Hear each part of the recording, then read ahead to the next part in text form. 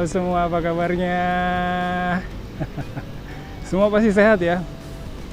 Apa kalian masih ingat kucing ini? Ini adalah kucing yang sering menyelinap ke ruangan saya. Kemarin saya kaget lihat dia, soalnya di bagian perutnya ada kayak bekas operasi gitu.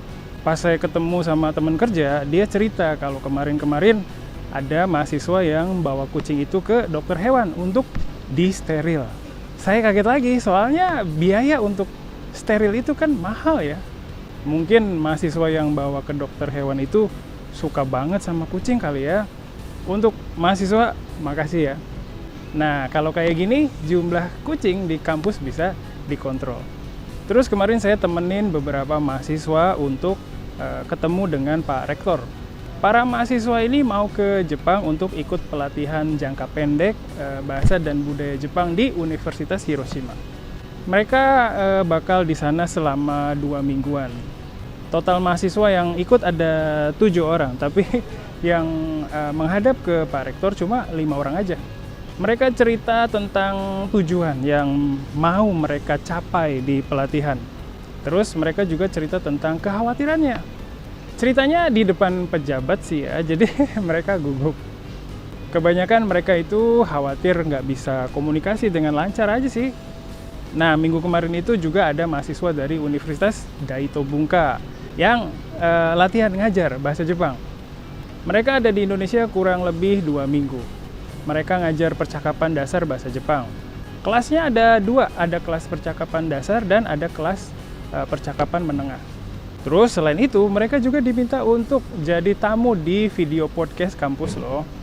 Saya diminta jadi host di podcast itu, soalnya mahasiswa dari Jepangnya sama sekali nggak bisa bahasa Indonesia. Coba bayangin deh, bapak-bapak kayak saya jadi host podcast untuk anak muda. Aduh, sumpah deh, saya malu banget.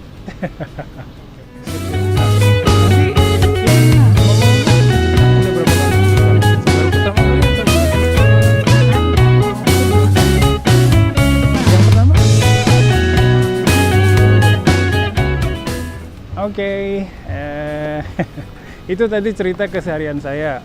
Di video sebelumnya saya cerita tentang masalah tabung gas melon. Sekarang tabung gas melon udah bisa dibeli di warung lagi dan stoknya udah banyak, jadi orang-orang nggak kesusahan lagi. Tapi akhir-akhir ini ada masalah yang lebih besar daripada itu. Kalau kalian cek di media sosial kayak X, TikTok, Instagram, dan lain-lain, kalian bisa cek ada 2 tagar yang lagi ngetren di Indonesia. Tagar pertama adalah kabur aja dulu. Terus yang kedua adalah tagar Indonesia gelap. Oh ya, tagar itu bahasa Inggrisnya hashtag atau bahasa Jepangnya itu hashtag. Sebenarnya 2 tagar itu muncul karena sebab yang sama sih.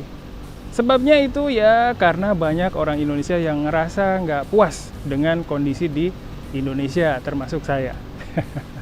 Akhir-akhir ini saya ngerasa harga barang di Indonesia tambah naik, tapi pemasukan nggak naik. Saya dengar dari beberapa teman orang Jepang saya juga gitu.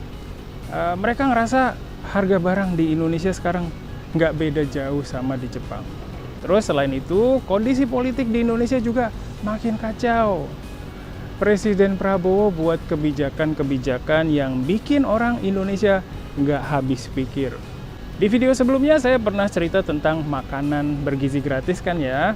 Nah, program itu juga sekarang dipertanyakan loh sama orang-orang. Gimana nggak dipertanyakan? Di daerah-daerah itu masih banyak gedung sekolah yang bobrok. Presiden Prabowo malah buat program yang manfaatnya cuma bisa dirasain sama sebagian orang aja. Ya mungkin programnya bagus sih, tapi mungkin timingnya belum pas aja. Oke, kita balik lagi ke cerita tentang tagar yang lagi ngetren ya. Pertama kita bahas dulu tentang tagar kabur aja dulu.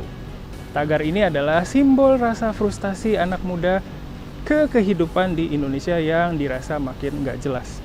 Banyak anak muda yang ngerasa kalau bertahan di Indonesia itu makin susah. Kerjaan susah dicari, ada kerjaan pun gajinya kecil, jadi nggak sebanding sama biaya hidup. Terus pendidikan juga mahal dan kebijakan pemerintah yang enggak ngedukung perkembangan anak muda. Nah, dari kondisi itu banyak anak muda yang mikir mau keluar atau kabur dari Indonesia. Hal yang penting adalah kabur dulu dari Indonesia, terus bangun karir atau belajar di luar negeri. Anak muda pakai tagar ini sebagai sindiran atau bentuk kekesalan ke pemerintah yang nggak bisa bikin mereka hidup nyaman di negeri sendiri. Di media sosial ada juga orang yang bercanda dengan bilang kalau hidup di Indonesia itu kayak main game di hard mode, tapi gajinya tetap di easy mode. Apalagi untuk orang yang hidup di Jakarta kayak saya. Jakarta itu keras, bro. Kita lanjut ke cerita tentang tagar selanjutnya ya. Tagar selanjutnya adalah Indonesia Gelap. Tagar ini muncul sebagai bentuk kekecewaan banyak orang terhadap kondisi Indonesia yang dianggap makin suram.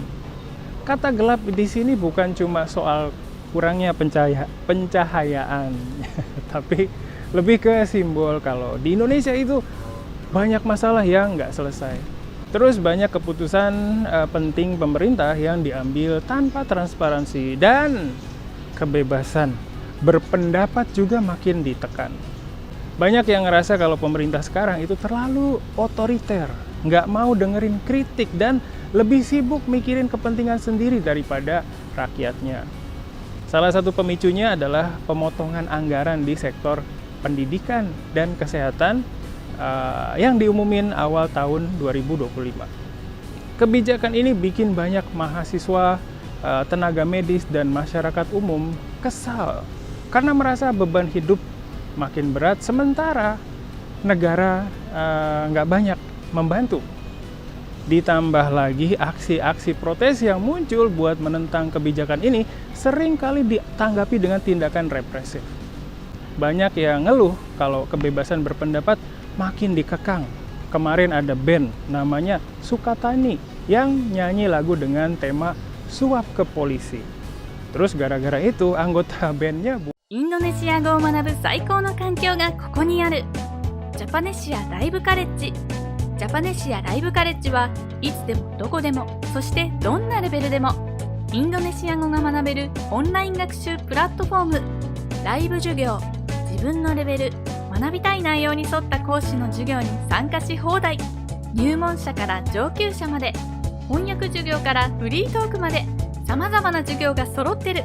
ライブ授業に参加できなくても後から動画がいつでも見返せます。でも一人じゃ不安。そんなあなたも安心。 JLC では受講者同士の交流もできます。わからないことは Facebook グループでいつでも質問ができる。特集コンテンツ、多彩なコンテンツを手軽にオンラインでリスニング、日常インドネシア語アニメーション教材、語彙、文法、あらゆる教材が使い放題。初心者でも1日3分から毎日学習ができる。上級者にも検定対策したい人にも自分に合った学習コースが組める。インドネシア人と話したい、検定に合格したい、もっとインドネシアと近づきたい。 JLC はそんなあなたの願いを応援します。登録は簡単。新規登録から必要な情報を入力するだけ。いろいろたくさん、いつでもどこでも。ジャパネシアライブカレッジ。